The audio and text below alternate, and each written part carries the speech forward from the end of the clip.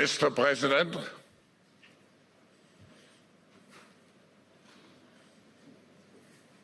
hello. What great honor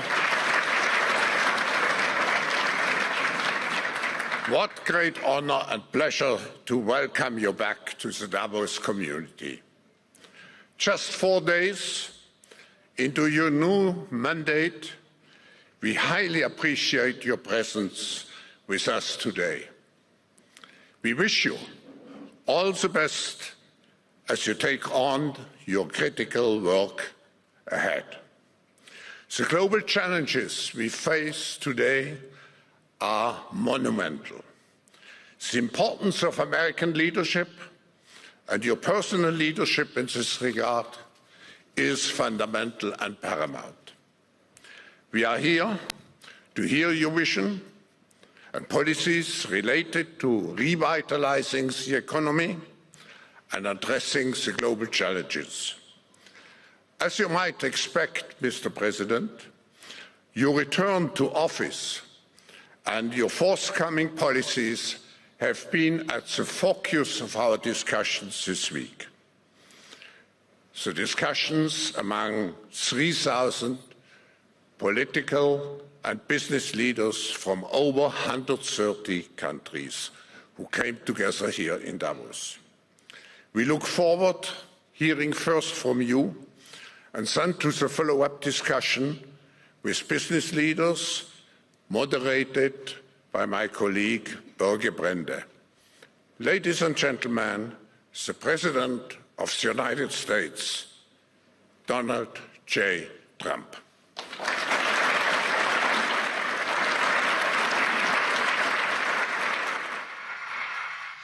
Well, thank you very much, Klaus, and hello to everyone in beautiful Davos. This has been a truly historic week in the United States. 3 days ago, I took the oath of office, and we began the golden age of America. The recent presidential election was won by millions of votes, and all 7, every one of them, all 7 swing states. It was a massive mandate from the American people like hasn't been seen in many years, and some of the political pundits, even some of my so-called enemies, said it was the most consequential election victory in 129 years. That's quite nice. What the world has witnessed in the past 72 hours is nothing less than a revolution of common sense. Our country will soon be stronger, wealthier, and more united than ever before, and the entire planet will be more peaceful and prosperous as a result of this incredible momentum and what we're doing and going to do. My administration is acting with unprecedented speed to fix the disasters we've inherited from a totally inept group of people and to solve every single crisis facing our country. This begins with confronting the economic chaos caused by the failed policies of the last administration. Over the past 4 years, our government racked up $8 trillion in wasteful deficit spending and inflicted nation-wrecking energy restrictions, crippling regulations, and hidden taxes like never before. The result is the worst inflation crisis in modern history and sky-high interest rates for our citizens and even throughout the world.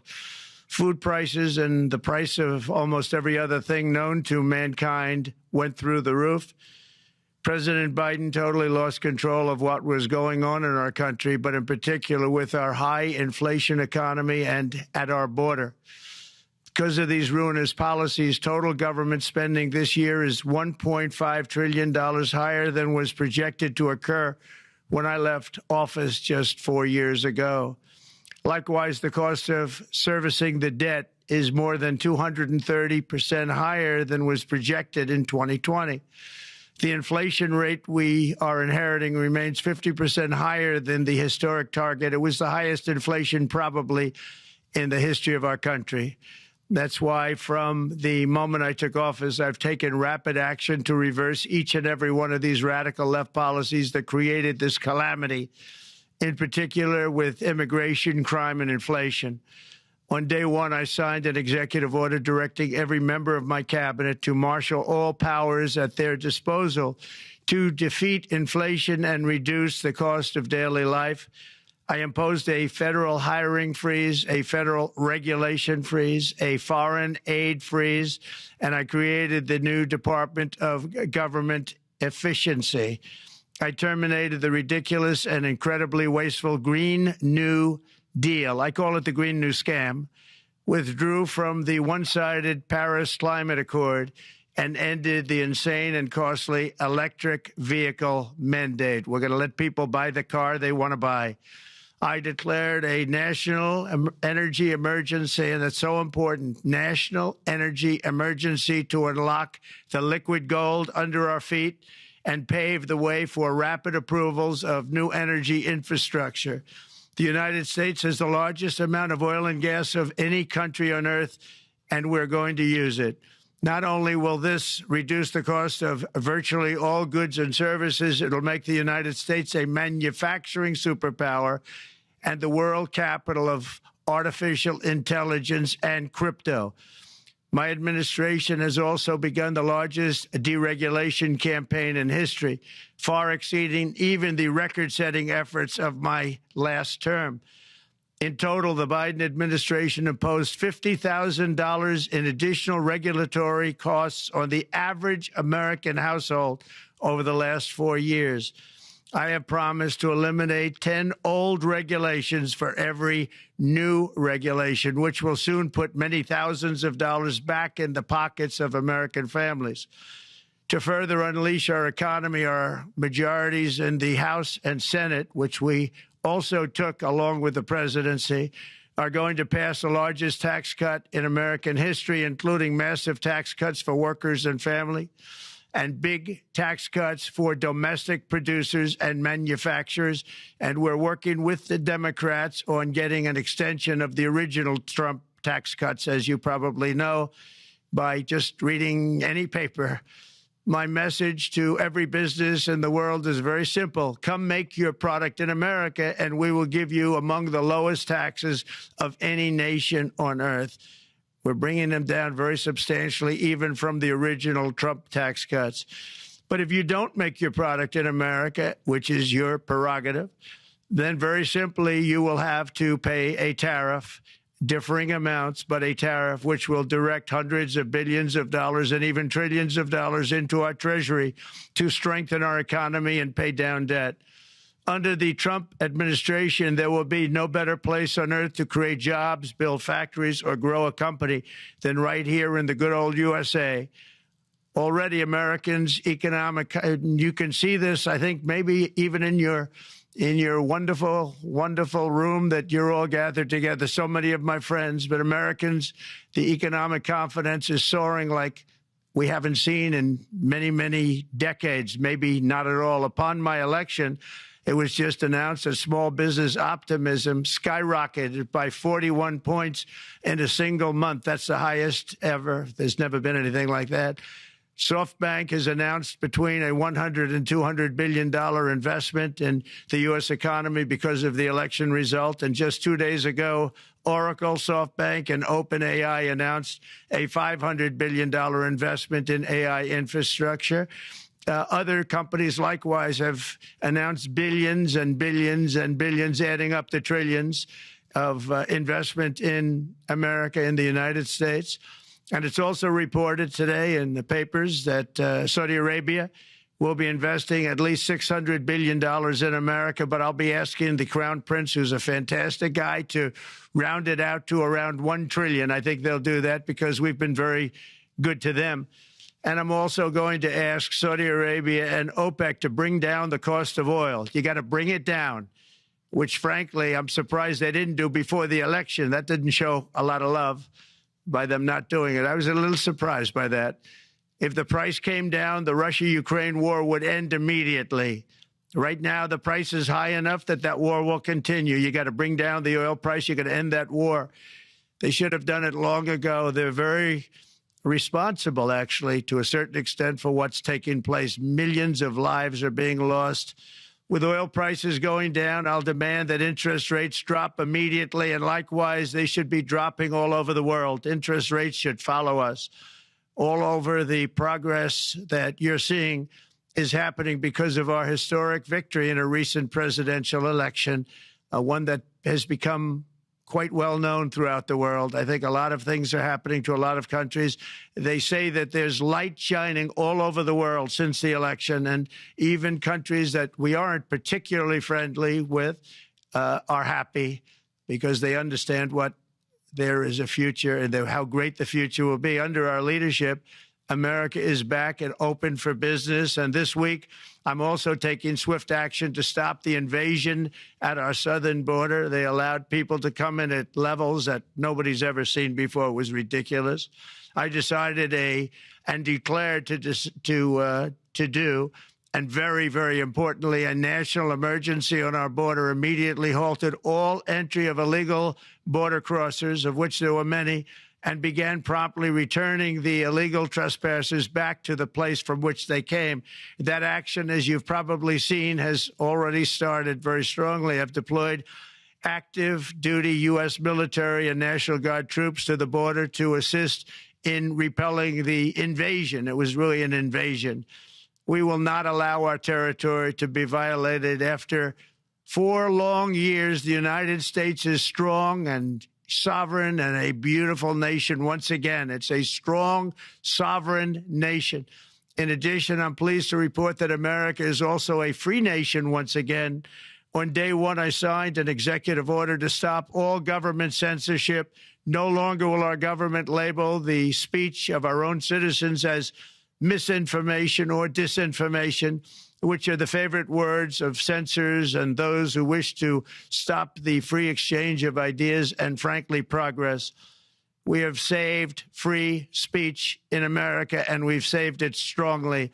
With another historic executive order this week, I also ended the weaponization of law enforcement against the American people and, frankly, against politicians, and restored the fair, equal, and impartial rule of law.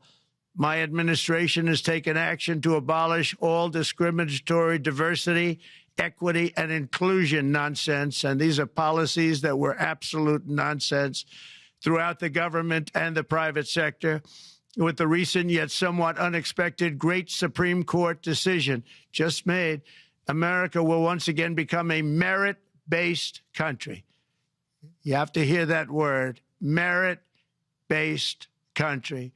And I've made it official, an official policy of the United States, that there are only 2 genders, male and female. And we will have no men participating in women's sports, and transgender operations, which became the rage, will occur very rarely. Finally, as we restore common sense in America, we're moving quickly to bring back strength and peace and stability abroad. I'm also going to ask all NATO nations to increase defense spending to 5% of GDP, which is what it should have been years ago. It was only at 2%, and most nations didn't pay until I came along. I insisted that they pay, and they did, because the United States was really paying the difference at that time, and it was unfair to the United States. But many, many things have been unfair for many years to the United States. Before even taking office, my team negotiated a ceasefire agreement in the Middle East, which wouldn't have happened without us, as I think most of the people in the room know. Earlier this week, the hostages began to return to their families. They are returning, and it's a beautiful sight, and they'll be coming in more and more. They started coming back on Sunday. Our efforts to secure a peace settlement between Russia and Ukraine are now hopefully underway. It's so important to get that done. That is an absolute killing field. Millions of soldiers are being killed. Nobody's seen anything like it since World War II. They're laying dead all over the flat fields. It's a flat field farmland, and there's millions of Russians and millions of Ukrainians. Nobody's seen anything like it since World War II. It's time to end it. And here in America, we have big events coming up. Next year, we have the 250th anniversary of America's founding. I'm so honored to be president during that. That's been a big event. They've been talking about it for 10 years. We also have the World Cup, and I understand Gianni's in the room. Infantino, he was very instrumental in helping us get it. He's there with you someplace, I think, and I want to thank him for that. And then we have the Olympics coming up, which I was instrumental in getting also in my first term. And who would have known that by skipping a term, I would get the Olympics? I was upset. I said, you know, I got the Olympics to come and I won't be president. But it turned out through a stroke of luck, or whatever you might call it, that I'm going to be president during the World Cup and the Olympics and the 250th anniversary. So that's going to be 3 big events. And we've accomplished more in less than 4 days. We have really been working 4 days than other administrations have accomplished in 4 years. And we're just getting started. It's really an amazing thing to see. And the spirit and the light over our country has been incredible. Under the last administration, our nation has suffered greatly, but we're going to bring it back and make it greater, bigger, stronger, better than ever before. I want to thank everybody for being with you. I would have been there myself, except the inauguration was 2 days ago. I thought it might be a little bit quick to make it the first stop, but we'll get there one day. We hope to get there. But I do appreciate, I heard the audience is fantastic, and many of my friends are in the audience, and I will be taking questions now from some very distinguished people. Thank you all very much.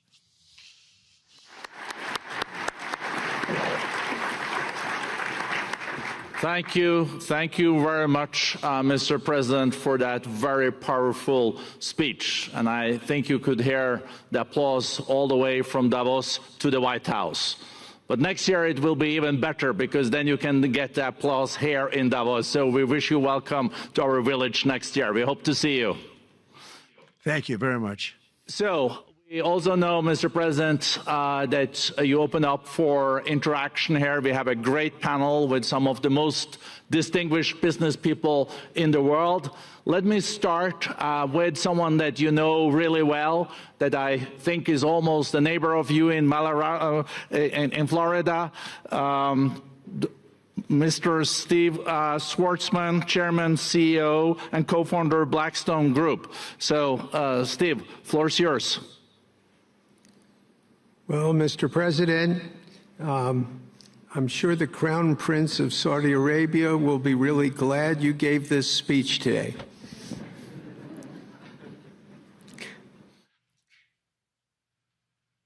You've had the busiest 4 days that anybody can imagine, and congratulations for that. My question is about some of the things I've observed here at Davos. It's a terrific forum. I've met lots of people, as usual. I think I've been here 30 years. And a lot of the European business people have expressed enormous frustration with the regulatory regime in the EU. And they attribute slower growth rates here because of the numerous factors, but especially because of regulations. And you've taken a completely different approach in this area. And if you could explain the theory of what you're doing, how you're going to do it, and what you expect the outcome to be, I'd appreciate it. Well, thank you very much. And congratulations, Steve. You're a friend of mine, but on a great career. You have had an amazing career, and it continues. I just want to congratulate you. Very inspirational to a lot of people.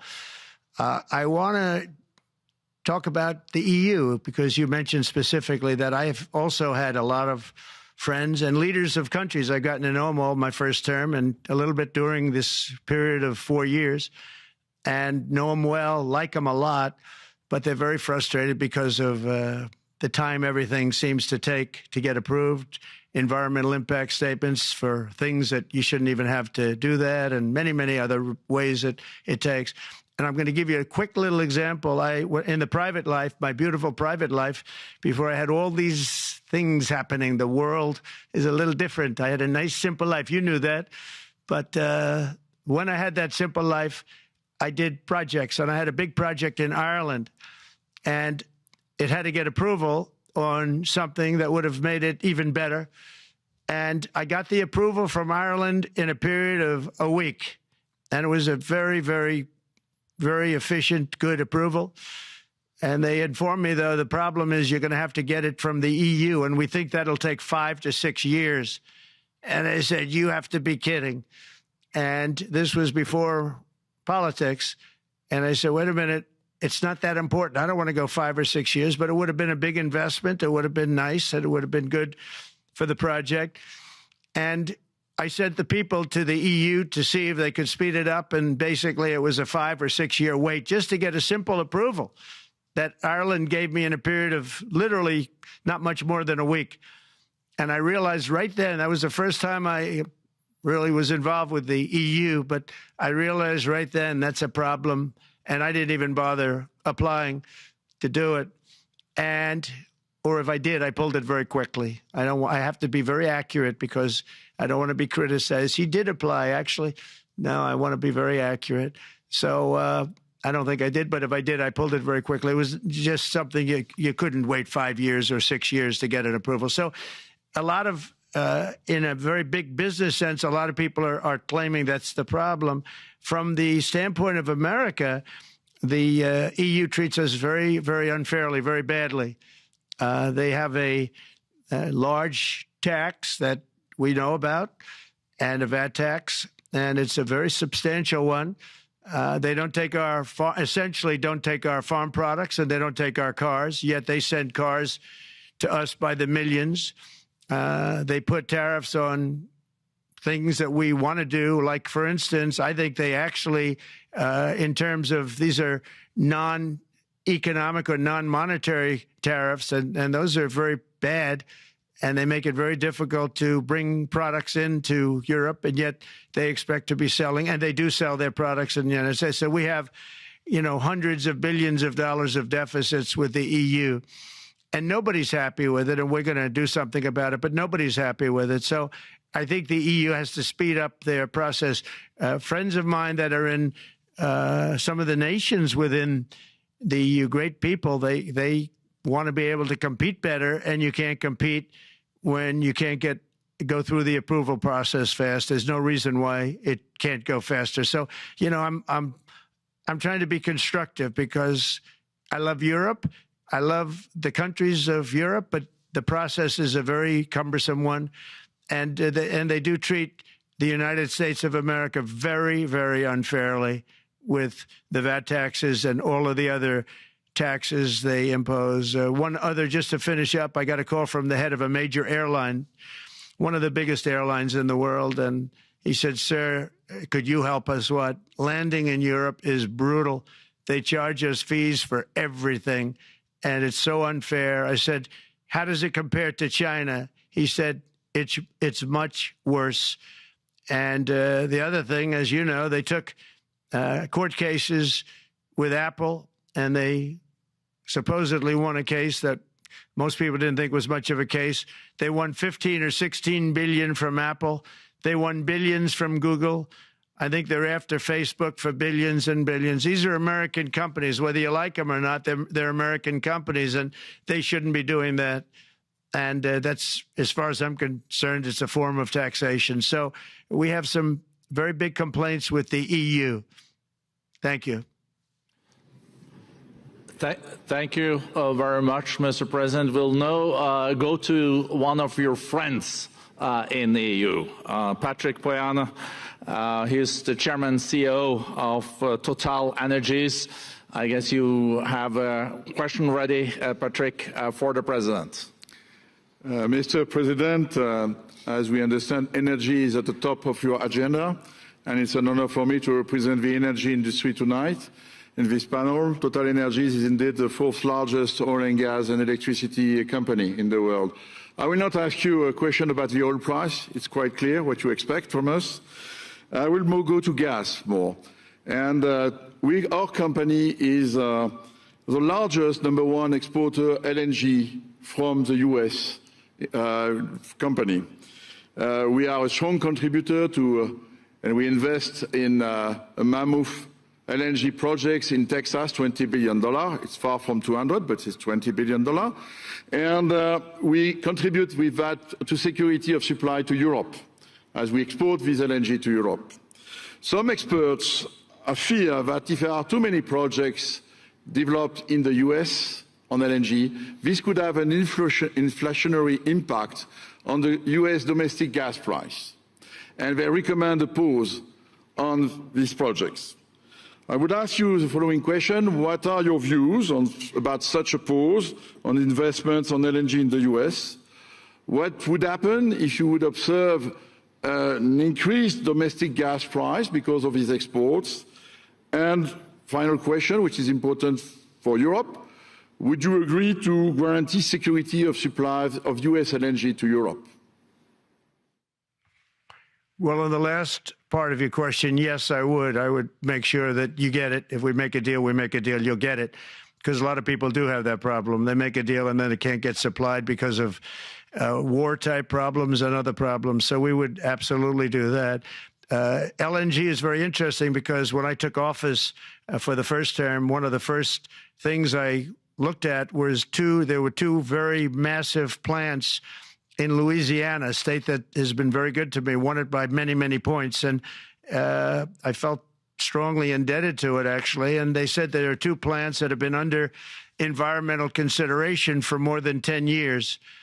And they were costing, as you say, you know how expensive those plants are, but they were costing like 12 billion and I think 14 or 15 billion, but they couldn't get their permits. They were in review for years, many, many years, like a decade or more. And I said, so ridiculous. I know so much about that because in the construction industry, I had to go through it too, but I got good at it after a while. But I saw the projects, and you're talking about a total investment of 25 to $30 billion, and it looked like it was going to end. They couldn't get their permits, and I got them done in less than a week. It was done, completed. In fact, when they called them to announce that it was done, the countries, largely countries, Japan was involved and another country and some very big investors, they couldn't believe it. They actually couldn't believe it. And I said, just do yourself one favor. Don't pay any consultants, because the only one that got it done was me. I got it done because it was the right thing to do for the U.S. and for the world, but the consultants had nothing to do with it. You know, the consultants go in and they say, give us millions of dollars because Trump did it. Nobody called me about it. I just heard it was a problem for years. And I got it done because it was the right thing to do for the U.S. and the right thing to do for beyond. It had to do with energy, very important. So I think it's very important. I think I disagree with one. I think the more that you do, the lower the price is going to go. And what I'd like to see is rapid approvals. We're going to give very rapid approvals in the United States, like with the AI plants, talking to many people want to build them. That's going to be a very big thing. We're going to build electric generating facilities. They are going to build. I'm going to get them the approval. Under emergency declaration, I can get the approvals done myself without having to go through years of waiting. And the big problem is we need double the energy we currently have in the United States. Can you imagine?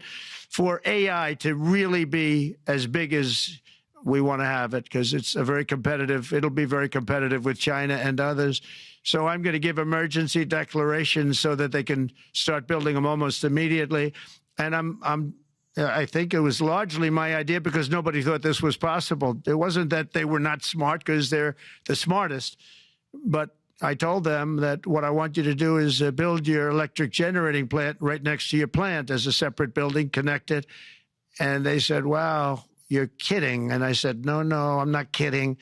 You don't have to hook into the grid, which is old and, could be taken out. If it's taken out, they wouldn't have any way to get any electricity.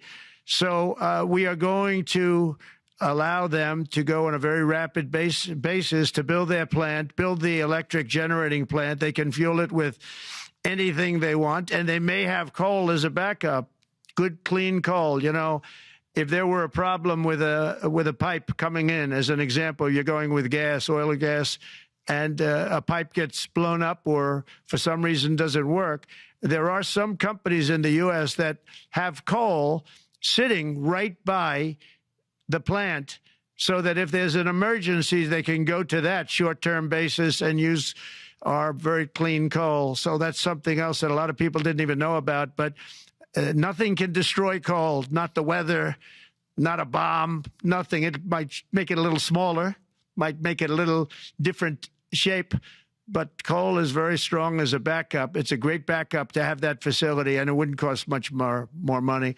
And we have more coal than anybody. We also have more oil and gas than anybody. So we're going to make it so that the plants will have their own electric generating facilities attached right to their plant. They don't have to worry about a utility. They don't have to worry about anything. And we're going to get very rapid approvals. Thank you. Thank you so much, Mr. President. We'll now go to another CEO that you know very well, Brian Moynihan, the CEO and chair of Bank of America. Good afternoon, Mr. President, and congratulations, and obviously an eventful week for you and your family. If you remember 5 years ago, you came here and we walked among 150 CEOs from all over the world, and you engaged with them about your policies and your procedures. This year you're not here, and yet this week was eventful from the orders that you mentioned earlier, literally a wave of orders coming out on immigration, on trade, and many other matters. And so, as a representative of the United States here, we got a lot of questions about what does all this mean and how would the President square this with his clear focus on growth, prosperity, market growth, stock market growth, a good bond market, and bringing down prices. So how do you think about the impact of all these orders and how fast they come out, and how you're going to balance them with that scorecard of being successful in both continuing GDP growth, bringing down inflation, and also having a good stock price appreciation for the American citizen? Well, I think it's going to actually bring down inflation. It's going to bring up jobs. We're going to have a lot of jobs. We're going to have a lot of companies moving in. You know, Brian, we're at 21%. It was at 40%, and I got it down to 21%, the corporate tax. And it was actually, if you look at state and city, it was in many cases much higher than 40%. I got it down to 21%. And now we're going to bring it down from 21 to 15% if, there's a big if you make your product in the U.S. So we're going to have the lowest, just about the lowest rate. It'll be, the 21 is on the low side worldwide. The 15 is about as low as it gets. And by far the lowest of a large country, a large, you know, rich, powerful country, by far, not even a contest. So we're going to bring it down to 15% if you make your product in the USA. So that's going to create a tremendous buzz. We're also probably going back to the one-year deduction where we deduct, you know, we did that originally, and that was amazing what the impact that had, the one-year deduction, which built up over a period of time, and then it expires. But we're going to go back to that when we do the renewal of the Trump tax plan. We have to get Democrats to approve it. But, you know, if the Democrats didn't approve it, I don't know how they can survive with about a 45% tax increase, because that's what it would be. And so I think they're going to do. We've been working along with them pretty well. I think it's very hard for a political group to say, let's charge people 45% more. So I think we're in good shape. But we're actually doing a reduction for business and small businesses where you're going to bring it down to 15%, which is really something. And by the way, speaking of you, and you've done a fantastic job, but I hope you start opening your bank to conservatives, because many conservatives complain that the banks are not allowing them to do business within the bank, and that included a place called Bank of America. They don't take conservative business. And I don't know if the regulators mandated that because of Biden or what, but you and Jamie and everybody, I hope you're going to open your banks to conservatives, because what you're doing is wrong. Mr. President, I'll say that your friend Gianni said hello, told me to tell you hello, and we look forward to sponsoring the World Cup when it comes, both this summer for the club and next year. So thank you for getting that for the United States. Thank you very much, Brian. Thank you, Mr. President. We'll now go to Anna Butin. She's the executive chairman of Banco Santander, one of the big European banks, and also in the U.S. So, Anna. Mr. President, congratulations on a historic victory. I believe you don't know me as well as my fellow panelists, so a few words. Santander is one of the largest banks in the world by number of customers, 170 million. That's more than my friend Brian or my friend Jamie have. And those... They fix the regulation. That's coming, that's coming. That was cheeky. we're a big investor in the United States. We have many million customers, 12,000 employees. We're one of the largest auto lenders. And we recently launched a fully digital bank called Open Bank. We strongly believe banks have a pivotal role in the economy, and we can accelerate growth and help many more customers. That's what we're doing in the United States. So, as Brian pointed out, we very much welcome your focus on deregulation and reducing bureaucracy. So my question is, what are your priorities in this regard, and how fast is this going to happen? Thank you very much. I think it's going to, thank you and congratulations. I know very much about your bank, and you've done a fantastic job. Congratulations. We are going to move very quickly. We've moved very quickly. We've done things in the last 3 days that nobody thought were possible to do in years. And it's all taking effect. It's going to have a huge impact on the economy, a huge positive impact. Money was being wasted on crazy things. I mean, the Green New Deal was such a total disgrace, how that was perpetrated. And it was conceived of by people that were average students, less than average students, I might add, and never even took a course in energy or the environment. It was just a game. Remember, the world was going to end in 12 years? Remember that? Well, the 12 years has come and gone. It was going to end. It was going to all foam into earth. But, you know, the time has come. These people, and they really scared the Democrats large. I can't say the Republicans. The Republicans maybe could have fought harder to stop it, but it's been a tremendous waste of money. You know, during my 4 years, we had the cleanest air, we had the cleanest water, and yet we had the most productive economy in the history of our country. We had the most productive economy. Until COVID came, we had the most productive in the history of our country by far, and actually, you could look worldwide. We were beating everybody from China to everybody else. So, and we think we really now, with what we have learned and all of the other things that have taken place, we think we can even far surpass that, actually far surpass it. But we do, one thing we're going to be demanding is we're going to be demanding respect from other nations. Canada, we have a tremendous deficit with Canada. We're not going to have that anymore. We can't do it. I don't know if it's good for them. As you probably know, I say you can always become a state. And if you're a state, we won't have a deficit. We won't have to tariff you, et cetera, et cetera. But Canada has been very tough to deal with over the years, and it's not fair that we should have a $200 billion or $250 billion deficit. We don't need them to make our cars, and they make a lot of them. We don't need their lumber because we have our own forests, et cetera, et cetera. We don't need their oil and gas. We have more than anybody. So, you know, just as an example, with Mexico, we're dealing with Mexico, I think, very well. And we're just, you know, we just want to be treated fairly with other nations because there's hardly a nation in the world, and I blame this on us, and I blame it on politicians that, for some reason, mostly it's stupidity, but you could also say other reasons, but mostly stupidity. They've allowed other nations to take advantage of the U.S., and we can't allow that to happen anymore. You know, we have debt.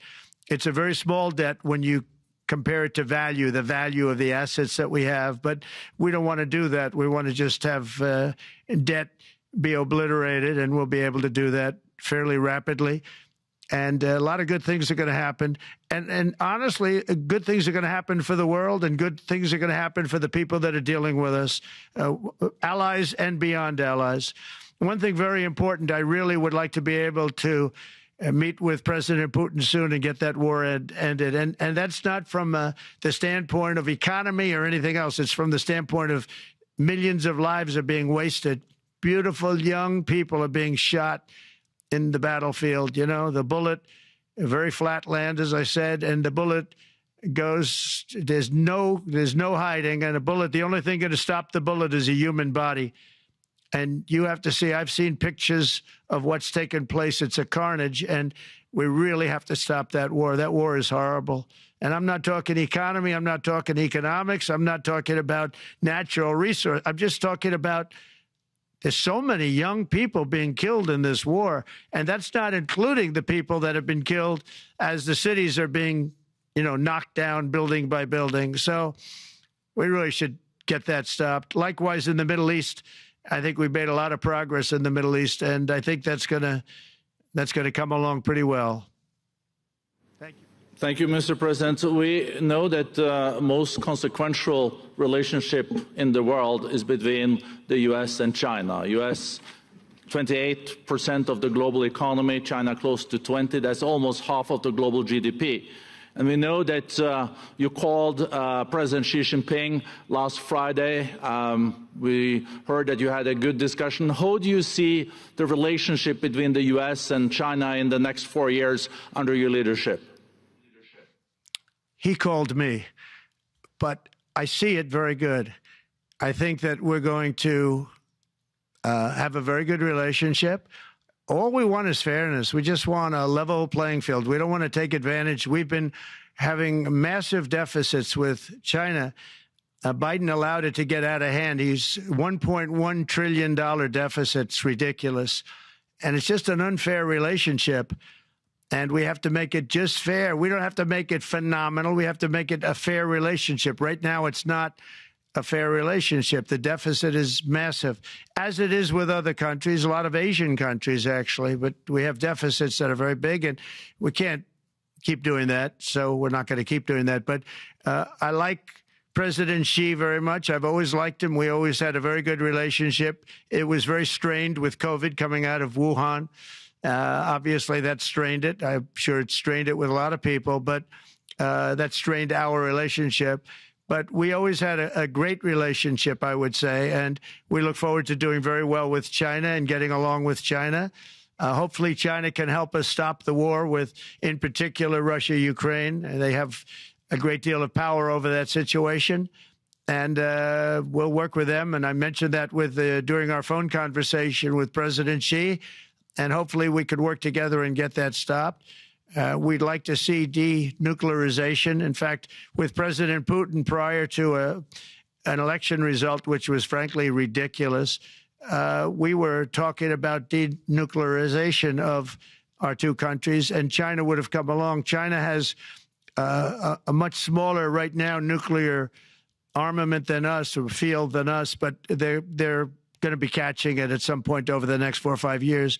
And I will tell you that President Putin really liked the idea of cutting way back on nuclear. And I think the rest of the world, we would have gotten them to follow. And China would have come along, too. China also liked it. Tremendous amounts of money are being spent on nuclear. And the destructive capability is something that we don't even want to talk about today because you don't want to hear it. It's too depressing. So we want to see if we can denuclearize, and I think that's very possible. And I can tell you that President Putin wanted to do it. He and I wanted to do it. We had a good conversation with China. They would have been involved, and that would have been an unbelievable thing for the planet. Mr. President, when you're back here in Davos next year, will there be then a peace agreement with Ukraine and Russia by then? Well, you're going to have to ask Russia. Ukraine is ready to make a deal. Just so you understand, this is a war that should have never started. If I were president, it would never have started. This is a war that should have never, ever been started. And it wasn't started during there was never even talk about it. I knew that it was the apple of President Putin's eye, but I also knew that there was no way he was going in, and he wasn't going to go in. And then when I was out, bad things happened, bad things were said, a lot of stupidity all around, and you end up with what you have. Now you have all these bombed out cities. They look like demolition sites with many people killed. I think the thing that you'll see about Ukraine is that far more people have died than is being reported. And I've seen that. But far, far more people have died. When you look at a city that's become a demolition site where big buildings have been collapsed by missiles hitting them and everything else, and they say one person was slightly injured. No, many people were killed. Those are big buildings. I was surprised at how that was my business. These are buildings that go 2 and 3 blocks long. They're 20 stories high. They're big, powerful buildings, and they were knocked down, and there were a lot of people in those buildings that announced that 2 people were injured. That's not true. So I think you're going to find that there were many more people killed in Ukraine in the Ukraine war than anybody has any idea. But if you look now, so many of the people being killed are soldiers just facing each other with guns, rifles, and drones, the new form of warfare, drones. And it's a very sad thing to see. And when you see pictures of the fields that I see, nobody wants to see it. You'll never be the same. Thank you very much, Mr. President, on behalf of all the 3,000 participants here in Davos. We really underline that joining us the 3rd day in your presidency, live taking questions here, is so appreciated, and we are already ready for receiving you next year in person. So thank you very much, and all the best from Davos. Thank you. Thank you very much. Thank you.